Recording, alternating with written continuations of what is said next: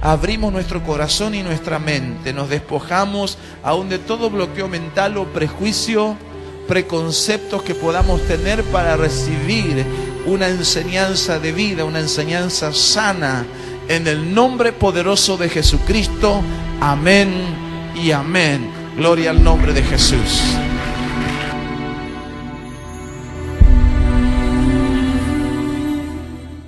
Histórico para poder entender lo que Él quiso decir en su tiempo y nos dice ahora también. Quiso decir en su tiempo y nos dice ahora también. Amén. Gloria a Dios. Muy bien. Así están surgiendo entonces a lo largo y a lo ancho de la tierra, ¿verdad? Muchísimas congregaciones que están haciendo esta mirada. Y por el otro lado, muchísimos israelitas que están creyendo en Jesucristo. Amén. Estos días, la semana pasada, tomé contacto con un movimiento en Buenos Aires. Qué interesante, un judío que se convierte a Jesucristo. Él era rabino, es pastor, Jorge Goldstein. Ya le dice todo. ¿Ves? Es un pastor. Ay. Y saben, miren, le voy a contar algo muy lindo. Le voy a contar varias cosas interesantes. Hoy vengo con el diario de las noticias. Cuando yo veo todo este movimiento que se está haciendo entre muchos israelitas o judíos en Argentina que se están convirtiendo a Jesucristo, ¿ves? Y están buscando al Señor y están enseñando. Mire, a nosotros realmente nos bendice la idea de que ellos que entienden el lenguaje de Jesucristo, que entienden el idioma, porque nosotros por ahí el idioma nos limita en algunas cosas, pero ellos lo entienden y entienden qué quiso decir Jesús y qué quisieron decir los apóstoles y por qué dijeron esto y esto, ¿verdad? Nos conviene que ellos se conviertan porque después nos van a traer algunas cosas a nosotros. Amén. Nos van a ayudar en muchas cosas. ¿Ves? A nosotros, a la iglesia, nos van a traer mucha bendición. ¿Ves? Entonces, para mí fue una alegría ver lo que Dios está haciendo en ellos. Porque, miren lo que le voy a decir. En el año 2008, un hombre de Dios, un profeta, Han Kuhneman, él estuvo con el apóstol Maldonado en la iglesia ahí en Miami. Ya le voy a contar algo interesante del estado de la Florida. Y entonces este hombre, Han Kuhneman, estaba invitado para otra cosa, pero como es un profeta, el Espíritu Santo vino sobre él y empezó a profetizar sobre varias naciones. Y de pronto empezó a profetizar sobre la Argentina. Y dijo, se viene un gran avivamiento sobre la Argentina. Y una de las señales de este avivamiento es que muchos judíos en Argentina van a ser avivados por el Espíritu Santo. Aleluya. ¿Me entienden? Entonces cuando yo veo este movimiento que está sucediendo, digo, wow, esta es una buena señal para nosotros. Y aunque a veces las cosas se ven complicadas en la nación, mire, usted no debemos mirar tanto nosotros cómo va la economía de la nación, sino cómo va el movimiento de Dios sobre la nación. Amén. ¿Cómo va el movimiento y las temporadas de Dios sobre la nación? La verdad es que a veces que las cosas no se ven tan bien, no lucen bien. En muchos aspectos, ni en la economía, ni en lo social, ni en lo moral, ni en la política, no lucen bien las cosas. Pero si hay un movimiento en la casa de Dios, entonces habrá una reforma en la nación. Amén.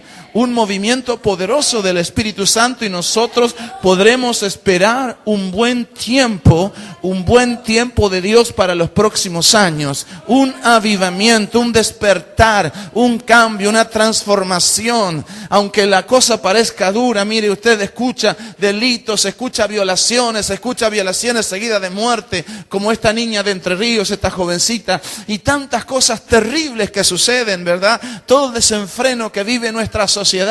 Pero hay un Dios en los cielos que tiene un plan previsto, y el plan previsto es derramar de su Espíritu Santo. Amén. Es derramar de su Espíritu Santo, es avivar la palabra, aleluya, es traer reforma al corazón de la gente. Amén. Dios tiene un plan, aleluya, y no es un plan B, es el plan A. Aleluya. Muy bien. Entonces, claro, nosotros miramos las Escrituras, no la miramos con el lente romano, porque Roma fue un imperio que desde el siglo IV hasta la fecha cambió muchas cosas que están en la Biblia, pero las cambió. Por ejemplo, una de las cosas que cambió el Imperio Romano fueron las fechas, las celebraciones. Eso estaba profetizado por el profeta Daniel 5 siglos antes de Cristo. En el capítulo 7 de Daniel está profetizado que vendría una cuarta bestia, ¿no? Dice que sus pies eran mitad de hierro y mitad de barro cocido. Y dice que este sistema enorme, grande que vino, iba a hacer dos cosas. Iba a procurar cambiar la ley y cambiar los tiempos. Cambiar las leyes y cambiar los tiempos. Es decir, sustituir las leyes divinas y sustituir la agenda de Dios para el planeta y para la humanidad. Y fíjense ustedes que eso ha sucedido sistemáticamente. Ahora, qué tremendo. Y no estoy hablando necesariamente, mire, de iglesia católica romana. No estoy hablando de iglesia católica, sino que estoy hablando de un sistema político religioso que a veces trasciende a muchos católicos o protestantes. Ahora, mire usted con la precisión que profetizó Daniel hablando de este imperio que se venía y que iba a instaurar un nuevo orden sobre la tierra. Reitero, dice que él le veía los pies como de hierro, en parte y de barro cocido. ¿Sabe usted que la Comunidad Económica Europea, cuando comienza, oficialmente en el año 1957 se celebra un tratado? ¿A dónde se celebra ese tratado? En la ciudad de Roma. Y en base a qué está el acuerdo, un intercambio comercial de acero, pies de hierro y carbón. Daniel lo vio 500 años antes de Cristo, lo que iba a pasar 2400 años después. Es increíble, amado. Entonces, este sistema cambió los tiempos y nos encontramos hoy no haciendo lo que Dios enseñó que se haga, ¿verdad? Haciendo otras cosas.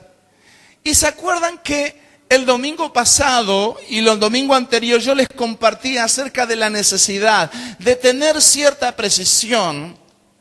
Aquí hay, bueno, está el hermano Eugenio, que él conoce de la actividad rural. Uno no puede sembrar cuando se le da la gana. Dice, no, hoy tengo ganas de sembrar trigo. Tengo ganas voy a sembrar trigo en enero. ¿Vos? O sea, hay temporadas fijadas por Dios para todas las cosas. Usted no puede decir, no, a mí se me ocurre que, ¿verdad? Es el 21 de junio y usted dice, no, yo hoy quiero que sea verano, o sea que me vestí de remerita.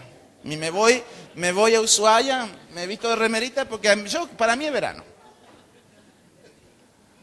O sea, usted ve que hay un orden establecido, ¿me entiende? No se le va a ocurrir plantar a usted una rosa en cualquier momento de una planta o podar, porque hay temporadas para todas las cosas y eso está establecido. Es el orden de Dios. ¿Me entiende? Y así lo mismo con las festividades bíblicas. Tienen su temporada y Dios sabe por qué. Dios sabe que en cierto día funciona tal cosa. Por eso nosotros estos días hemos estado orando insistentemente por los enfermos, porque nosotros sabemos que en estos días son días de milagros, son días de lo sobrenatural, porque así está enseñado en la Escritura, porque es el mes de la liberación, el mes en el que estamos, el mes bíblico que se llama Aviv o Nisan, es el mes de la liberación, es el mes de la liberación, es el mes de la liberación.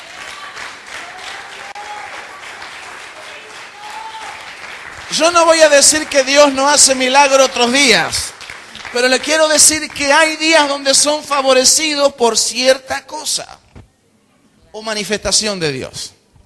Entonces, La razón por la que estamos nosotros metidos mañana en tener una reunión extraordinaria de liberación es porque la Biblia dice que esa fiesta se debe celebrar el 14 del mes de Abib o del mes de Nisan. Y es mañana. No es el jueves, el viernes, es mañana. Y está escrito en la Biblia.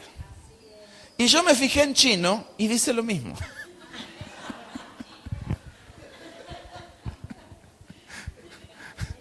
Amén. En cantonés, en mandarín, en griego, en hebreo, en arameo. Es la misma Biblia. Es mañana. ¿Entiende? ¿Qué quiere decir con eso, hermanos? Que se abre como un panorama, si se quiere, espiritual, donde cierta acción de Dios es favorecida. Diga conmigo, mañana es Éxodo. Y hoy es la preparación para ese Éxodo. Ahora, hay algo puntual que sucede en estos días. Porque nosotros en este tiempo, y esta es la diferencia con lo que dice el Antiguo Testamento. ¿Ves? Es la diferencia porque Jesús hace una diferencia. Las cosas no quedaron iguales a partir de que Cristo vino. No es lo mismo de antes. ¿No? Porque Cristo es la perfección. Diga conmigo, es la perfección. Es el Cordero perfecto. No tiene que venir otro Cordero después de Él. ¿No? Es el Cordero de Dios, dijo Juan Bautista. Este es el Cordero de Dios que quita el pecado del mundo. El apóstol Pedro dice, no fuimos, hermanos, nosotros rescatados. No fuimos rescatados con oro, con plata, sino que fuimos comprados con la sangre de Jesucristo derramada por todos nosotros. Un cordero escogido antes de la fundación del mundo. O sea que lo que Dios tiene previsto desde el principio es a Jesucristo como el medio de salvación y redención. Pero hay un sistema que viene anticipando aquel día, que es la remisión de los pecados por medio de la sangre de los corderitos animalitos. ¿Entiende? Muy bien. Entonces mañana vamos a estar celebrando, como dice Éxodo. Éxodo capítulo 12. Esto va a terminar en bendición, mi amado. ¿No sabe usted la bendición que hay en Éxodo capítulo 12? Yo estoy emocionado por soltar y mencionar la bendición de este capítulo, pero antes quiero decirle algunas cosas. Y voy a decir esto como al principio, para después terminar con Jesucristo y hablar de lo que fue este día hace 1984 años en la vida de Jesucristo. Así que eso lo vamos a ver. Dice la Escritura lo siguiente, Éxodo 12. Habló Dios, o Jehová, a Moisés y a Aarón en la tierra de Egipto. La tierra de Egipto también se llama, el nombre es Mizraim, que quiere decir tierra de sometimiento, tierra de esclavitud.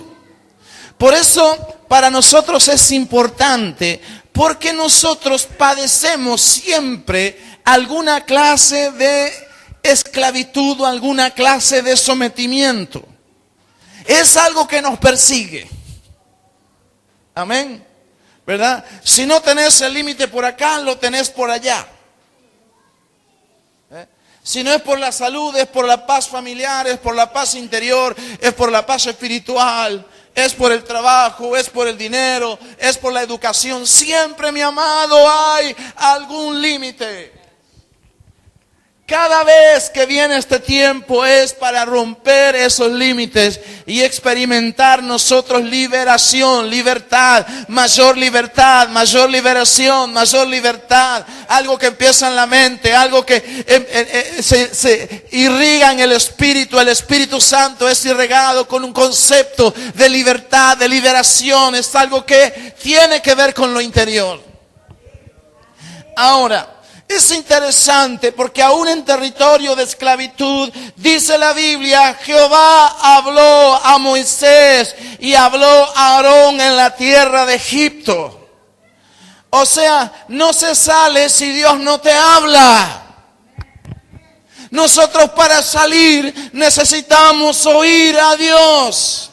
Necesitamos oír la palabra de Dios. Necesitamos decir, Señor, háblame, quiero oír, porque al oír viene una dirección. Cuando tú sientes que Dios te ha hablado, aunque todavía no esté clara la dirección, tú sientes que estás saliendo de algo, porque Dios te ha hablado.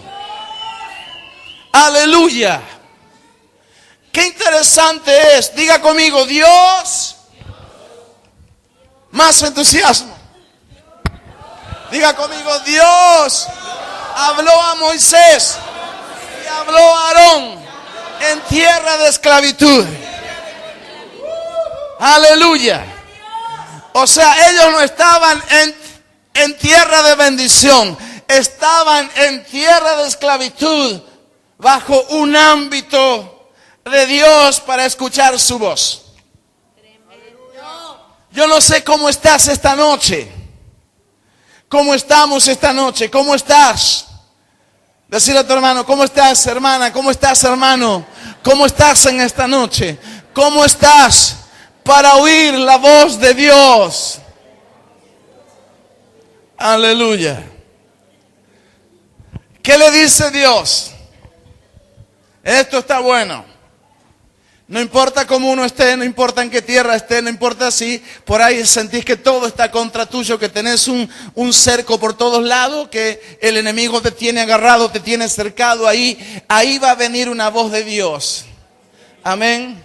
Miren, Egipto no era, amado, lo que era precisamente el jardín del Edén, no era un ámbito profético, no era una congregación de angelitos. No sabe usted lo perverso que eran los egipcios. ¿Sí? Yo me puse a leer y ni siquiera en mi situación me atreví a leer todo, solamente para ver algunos ejemplos del grado de perversión que había en Egipto, del grado de degradación que había en Egipto. Mañana yo le voy a mencionar algunas cosas porque es interesante que Dios saca a su pueblo, ¿verdad? En un momento donde son las circunstancias más adversas, donde hay mucha situación que vencer, donde hay un demonio, una potestad llamado Tot, que es lo que hay que vencer. De dicho sea de paso, de allí viene el tarot. Sea libre en el nombre de Jesús. Amén. Sea libre en el nombre de Jesús. Aleluya. Gloria a Dios. Pero aún así, a gente hambrienta de Dios y de libertad, Dios le va a hablar para él y para otros, para tu vida y para tu casa. ¿Qué le dice Dios a Moisés? Este mes os será principio de los meses. Para vosotros será este el primero en los meses del año. ¿Y cuál es ese mes? Éxodo capítulo 13 y verso 4. Vosotros salís hoy en el mes de Abib. Mes de Abib o mes de Nisan es este mes y mañana es el 14 de este mes. Mi hijo Pablo me dice, papá, vos no le pones título a los mensajes. Y la gente a veces, y acepto su sugerencia, Pastor Pablo, no es una crítica. Amén. Me miró como diciendo, ¿qué va a decir? Dice, papá, no le pones título a los mensajes. Es que no sé qué ponerle. Pero mire, si usted quiere un título hoy, ¿sí? Yo no sé si le gusta este. Usted me dice si no le ponemos otro. Ya vamos a ir, una voluntad completamente rendida a Jesucristo.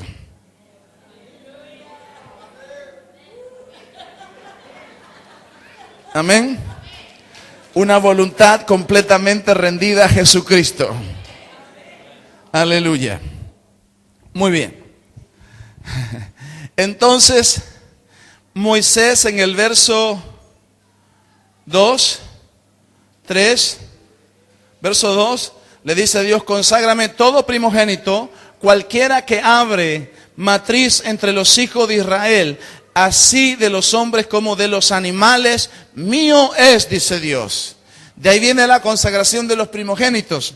Y de ahí nace la tribu de Leví, para sustituir a primogénitos de cada una de las tribus. Así nace la tribu de Leví. Eso es para otro tema. Verso 3, y Moisés dijo al pueblo: tened memoria de este día en el cual habéis salido de Egipto, de la casa de servidumbre, pues Jehová os ha sacado de aquí con mano fuerte, por tanto no comeréis leudado, y vosotros salís. Perdón, estoy leyendo Éxodo 13:4. Vosotros salís hoy en el mes de Abib. Volvemos al 12. Volvemos al 12. Muy bien. Volvemos al 12:6. 12:5. Moisés le está hablando de un animalito llamado cordero, ¿verdad? O cabrito que había de ofrecerse. ¿Para qué se iba a sacrificar este cabrito cordero? Porque con la sangre había que marcar los dinteles, las puertas de la casa. ¿Por qué? Porque estaban a punto de vivir en Egipto la plaga. La plaga. Dice que Faraón cantaba una canción: ahí viene la plaga.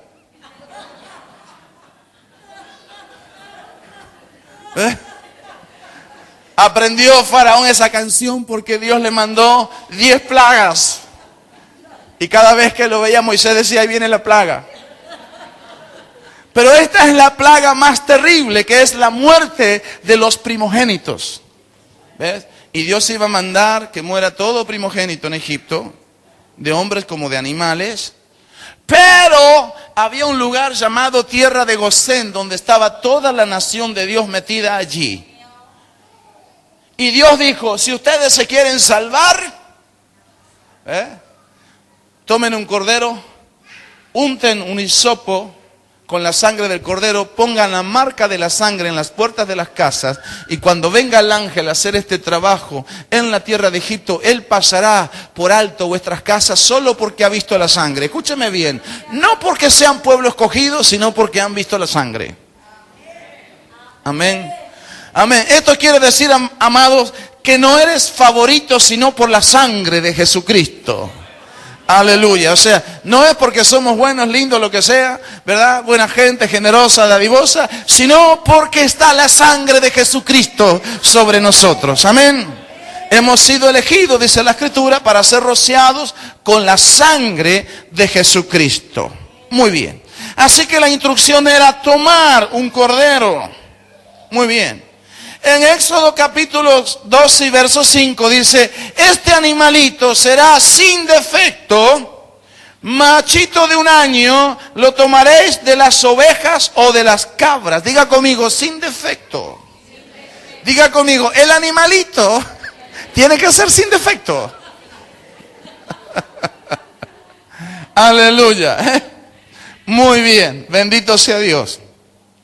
Entonces, este cordero era elegido el día 10.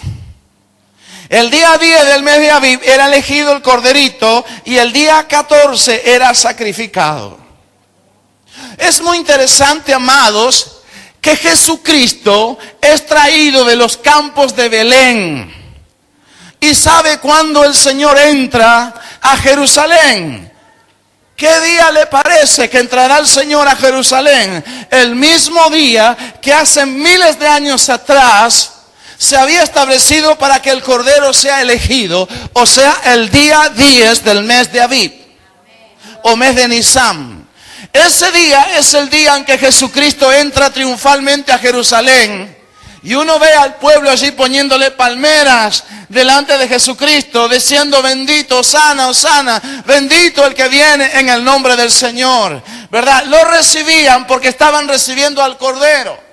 Y a partir de ahí empezaron 4 días o 3 días que fueron muy fuertes para Jesús, donde Jesucristo va siendo examinado porque el Cordero era examinado por el sacerdocio.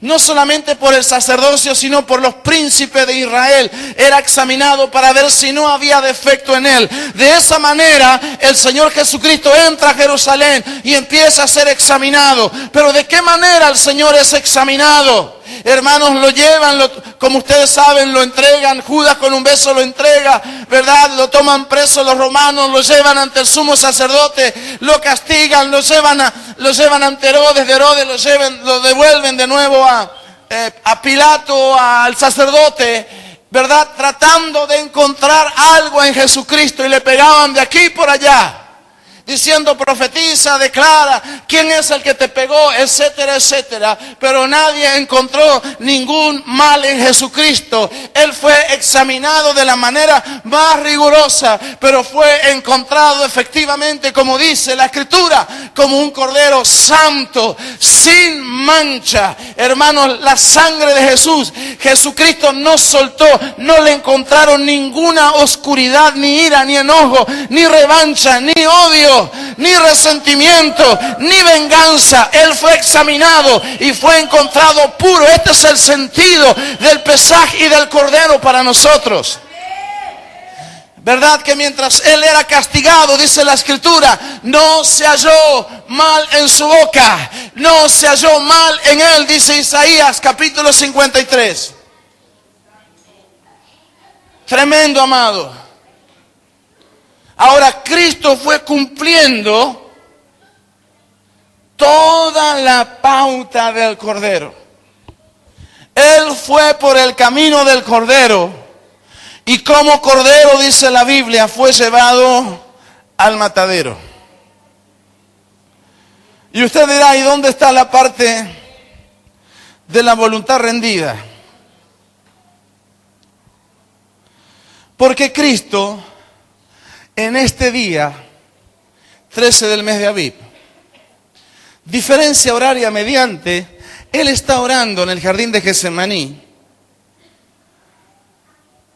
Orando en el jardín de Getsemaní, diciéndole a Dios el Padre la oración que la iglesia moderna debería hacer y todos nosotros deberíamos hacer. Padre, si es posible, pasa de mí esta copa. Pero si no, hágase tu voluntad y no la mía. Padre, estaba así en el jardín de Getsemaní. La Biblia no nos dice que allí hubiese demonios, aunque Jesucristo dijo a los discípulos, ahora viene la potestad de las tinieblas. Ahora viene el gobierno de las tinieblas. ¿Para qué? Para que cierto plan y propósito se cumpla. Pero sin embargo, en el jardín de Getsemaní simplemente es una lucha frente al dolor, para lo cual Jesucristo, mi amado, tiene que ser fortalecido. ¿Y qué está orando el Señor Jesucristo? Padre, no se haga mi voluntad sino la tuya.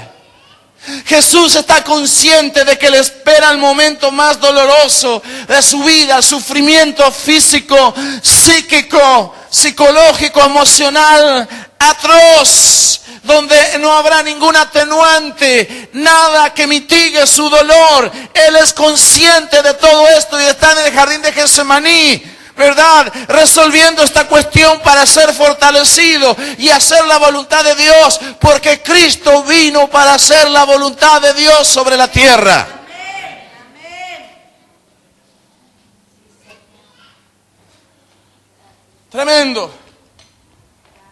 ¿Recuerdan ustedes cuando Él estuvo en la cruz? Muchos se burlaban de Él. Uno de los ladrones dijo, si tú eres el Cristo, desciende ahora de la cruz, sálvate a ti mismo y sálvanos a nosotros también. ¡Qué tentación, amados! Qué tentación volver a ser Dios en ese momento y no cordero. Dejar el rol de cordero para asumir lo que Él era, Dios con el Padre. Qué tentación dejar de ser cordero para dejar de ser Dios. Hacer desaparecer los clavos, la cruz, los azotes, los látigos, a los verdugos. Hacer descender fuego del cielo, pedir ángeles. Pero Él se sometió. Se sometió al camino del Cordero. Se sometió a la voluntad de Dios. La voluntad de Dios para Cristo era morir por nosotros en la cruz. La Biblia dice que Él se despojó cuando Él vino al mundo, porque Él es preexistente a toda creación. Cuando Él viene al mundo, dice la Biblia que Él se humilló a sí mismo y se fue sacando todas las vestiduras de gloria, todas las capas de gloria, todos los poderes que estaban en Él. Se fue despojando de todo eso hasta quedar completamente desnudo de poder, privilegios, honores y autoridad, para encarnarse en un bebé y venir aquí a la tierra. Él se despojó del hecho de ser igual a Dios.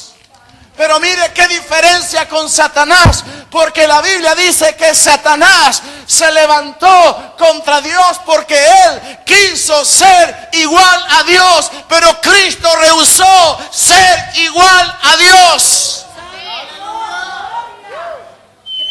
Ahora resulta que por esa causa Dios el Padre, dice la Biblia, le da a Jesucristo un nombre que es sobre todo nombre.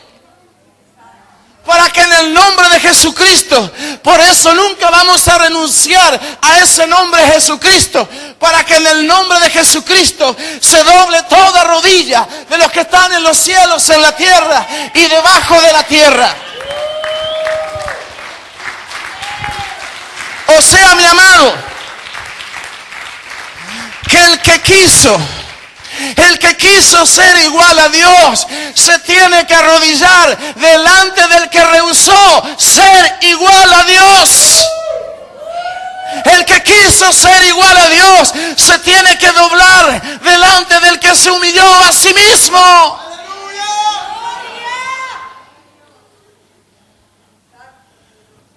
La humillación, la humildad no es pérdida, es ganancia. El hacer la voluntad de Dios no es pérdida, es ganancia.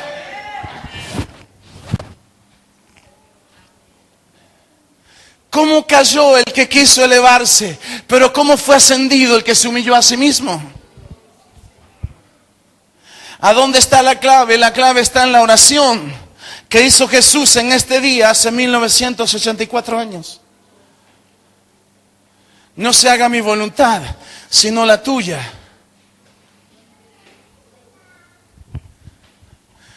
El apóstol Juan dice: el mundo pasa y sus deseos, pero todo aquel que hace la voluntad de Dios permanece para siempre. La razón por la que el diablo tiene vida limitada, porque él va a ser lanzado al fuego, al lago que arde con fuego y azufre. Él y todos los ángeles de rebelión van a ser lanzados, según la Escritura. O sea, el diablo tiene fin, pero Cristo no tiene fin. La diferencia es que uno quiso hacer su voluntad y Cristo el Hijo dijo: hágase tu voluntad. Por eso dice la Biblia: el que hace la voluntad de Dios permanecerá para siempre. O sea, la voluntad de Dios es una garantía de cosas que duran para siempre.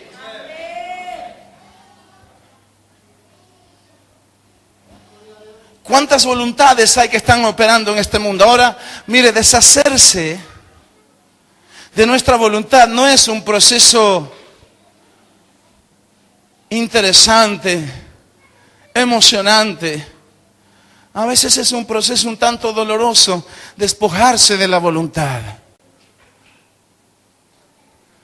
Porque esta carne quiere la satisfacción, quiere la autosatisfacción.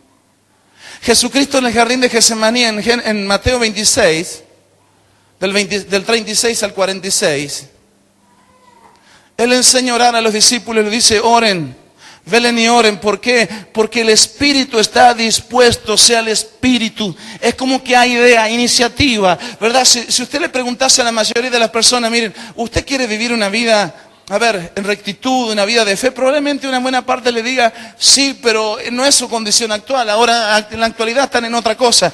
¿Pero por qué es eso? ¿Por qué? Porque hay fuerzas que fueron establecidas dentro del hombre. Esa fuerza la podríamos llamar voluntad.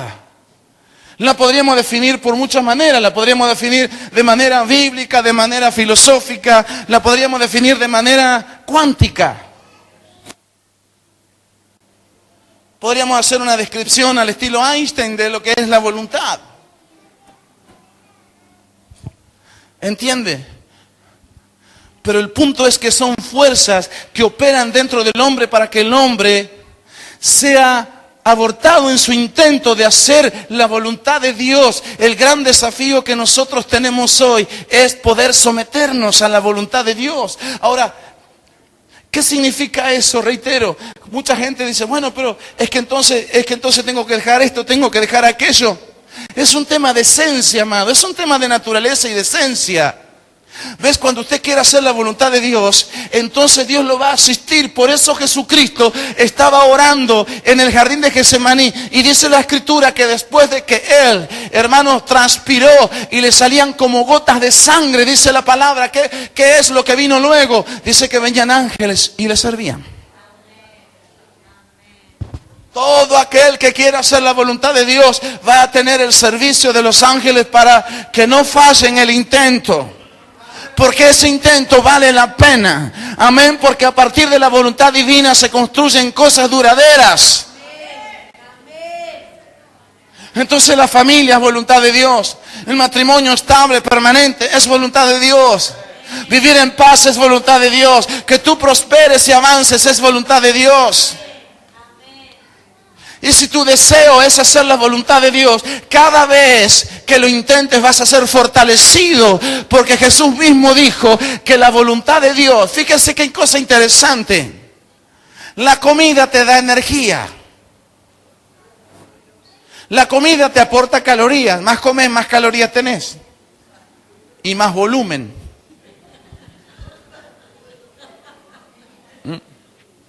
¿Verdad? A todos nos gusta comer y no engordar. Seríamos felices. Comer, no engordar, no sufrir colesterol, no sufrir ácido úrico. No. Qué vida, ¿eh? Pero la comida aporta energía. Energía para el trabajo, para las actividades, para el pensamiento. La glucosa del desayuno de la mañana te mantiene con capacidad en tu cerebro para pensar, para que no te marees, no te caigas. ¿Ves? O no andes con un sentimiento, sensación de pesadez. La glucosa del desayuno. Ahora Jesús dijo, la energía vital para mí no es solamente la comida, sino que es la voluntad de Dios. Mi comida y mi bebida, dijo Cristo, es la voluntad del Padre que me envió. Quiere decir que uno cuando dispone en su corazón a hacer la voluntad de Dios, como Cristo lo hizo, uno recibe una energía, un poder, una fuerza que antes no tenía, ahora está por causa de la voluntad de Dios, porque el deseo en tu corazón ha sido establecerte en la voluntad de Dios. Ahora, erradicar. ¿Qué es salir de Egipto? Mañana quizás volvamos a mencionar esto. ¿Qué es salir de Egipto? Salir de Egipto, hermanos, ya no es cambiar, no es pasar el charco, no es atravesar el Mar Rojo, ni pasar el Jordán. Salir de Egipto significa hoy quebrar todas las fuerzas de Egipto que operan dentro de nosotros. Amén. O sea, doblegar todas las voluntades extrañas que se levantan dentro de nosotros contra la voluntad de Dios. ¿Por qué nos enojamos? ¿Cuántos se enojan aquí?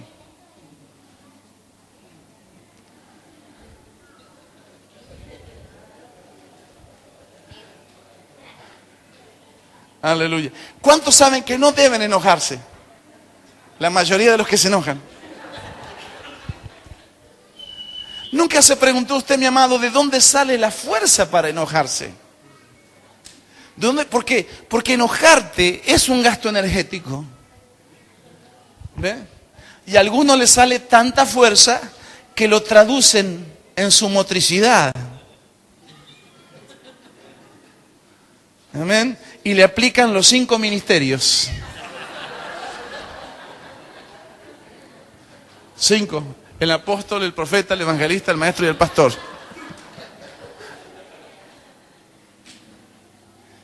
¿Ves? Y uno tiene que sacar una fuerza espiritual, anímica, algo.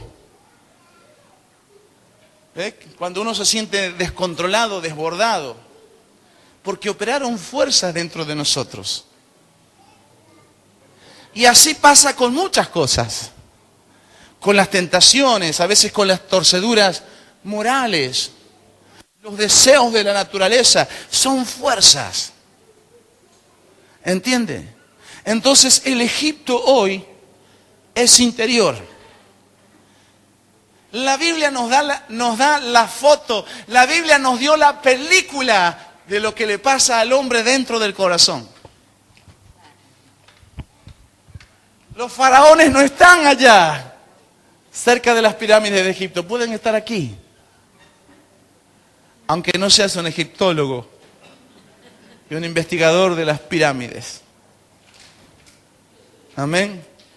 La libertad que nosotros necesitamos es interior. De hecho, muchos dicen que Israel sale de Egipto, pero hubo un tiempo prolongado para que Egipto salga de Israel. Para soltar algo de adentro y agarrar lo mejor. Para soltar defectos y agarrar virtudes. Amén. Para soltar mal carácter y agarrar buen carácter. Para soltar odio, bronca, venganza y agarrar perdón, amor, reconciliación. Aleluya. Amén. Aleluya. Ahí tenemos la batalla. ¿Cómo la lleva ahí? ¿Cómo va con su Egipto? Luchar. Eso es bueno, que alguien esté luchando. Digan conmigo, estamos luchando. Amén. Pero también estos días son favorecidos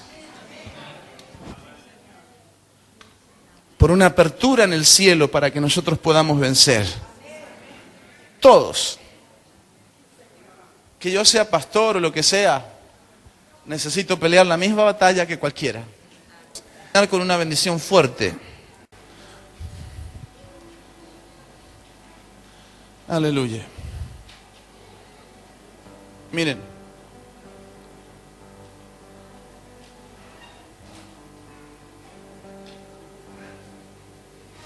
Hay algo muy interesante. Porque cuando los israelitas salen de Egipto, dice la Biblia lo siguiente. Bueno, disculpen, aquí tengo que cambiar de... Oro, con plata, con alhajas y con vestidos. En el capítulo 12 de Éxodo, verso 35. Hicieron los hijos de Israel conforme al mandamiento de Moisés, pidiendo a los egipcios alhajas de plata, oro y vestidos. Y Jehová dio gracia al pueblo de los egipcios, y el pueblo le dio cuanto pedían. Así despojaron a los egipcios. Miren, Egipto representa una variedad de manifestaciones de esclavitud. mental, espiritual, física, intelectual, financiera, económica, porque el tema de Egipto es impedir la adoración a Dios. Cuando Moisés va las primeras veces a hablar con Faraón y le dice a Faraón, Faraón, dice Dios, deja ir a mi pueblo Israel para que te adore en el desierto. Faraón decía, no los voy a dejar ir. Están ociosos, por eso quieren ir a hacer una adoración al desierto. Estos son unos vagos que les sobra tiempo. Y Faraón dice, les voy a duplicar la carga de trabajo por el mismo salario. ¿Qué hace Egipto? Más trabajo, misma plata. Dígame si eso no está en nuestro mundo de hoy. Pero cuando viene la bendición de Dios, lo que viene es más ingreso por mismo o menos trabajo. Amén. Eso es un milagro. Eso es un milagro. Y luego Faraón empieza a ceder porque viene la plaga. Y dice, bueno, vayan los hombres. Y Moisés dice, no. Tienen que ir los hombres, las mujeres, los niños. Y además tenemos que llevar los corderos para el sacrificio. Y Faraón dice, bueno, está bien, vayan las mujeres y los niños, pero no van los corderos para el sacrificio. Y viene la plaga otra vez. Hasta que al final sueltan todo y los dejan a ir a adorar en familia al desierto. Y les da también los corderos para el sacrificio. Hay un yugo egipcio que se va a romper sobre la iglesia. Hay un yugo egipcio que se va a romper sobre la iglesia para que la familia entera tenga para adorar. O sea, la liberación de Egipto es establecer una infraestructura de adoración. Y miren lo que voy a decir esta noche. Eso tiene que ver incluso con nuestra ciudad. Porque hoy muchos amados en la mañana y en la tarde no han podido venir. Porque no hay infraestructura de adoración en la ciudad. Porque las calles no dan, los medios de transporte no dan. Los salarios no dan para comprarse un automóvil. Quiere decir que hay trabajo y no hay la suficiente renta para producir una infraestructura de adoración. Pero la liberación de esta semana lo que va a traer es una manifestación de Dios para que tú puedas tener para adorar a Dios con tu familia. Para que puedas tener el auto que te permita independizarte de un servicio de transporte.